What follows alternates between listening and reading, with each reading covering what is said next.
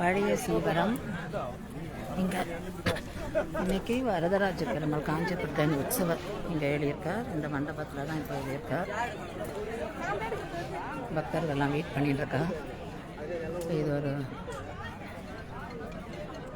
பழைய மண்டபம். அதாவது பெருமாள் தான் எல்லாத்துக்குமே அதிபதி. அது இங்கே இருக்கிற ப்ராப்பர்ட்டிக்கு இவர் தான் ஓனராம். அதனால இவர் வந்து ஆனுவலி ஒரு வாட்டி வந்து இங்கே வந்து எல்லாத்தையும் சூப்பர்வைஸ் பண்ணுவார் அப்படின்னு சொல்லி சொல்கிறார்.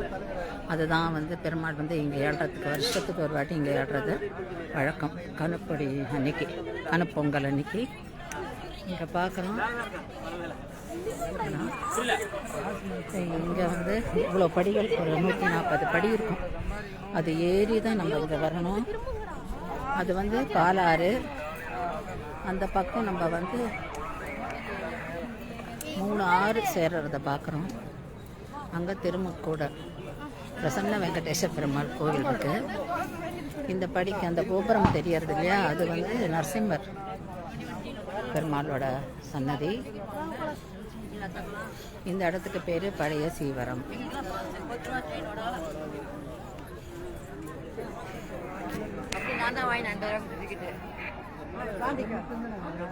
பெருமாள் வந்து இன்னைக்கெல்லாம் இங்கே தான் இருப்பார். பாலாத்து கரையில் திருமஞ்சனம் நடக்குமா. 5 உற்சவமூர்த்திகள் எம்பெருமான்கள் 5 ஸ்தலத்திலேருந்து எழுவார். இன்னைக்கு சாயங்காலம் எழுவா. இன்னைக்கு ஃபுல்லாக ராத்திரி ஃபுல்லாக இந்த விசேஷம் நடக்கும் அப்படிங்கிறார்.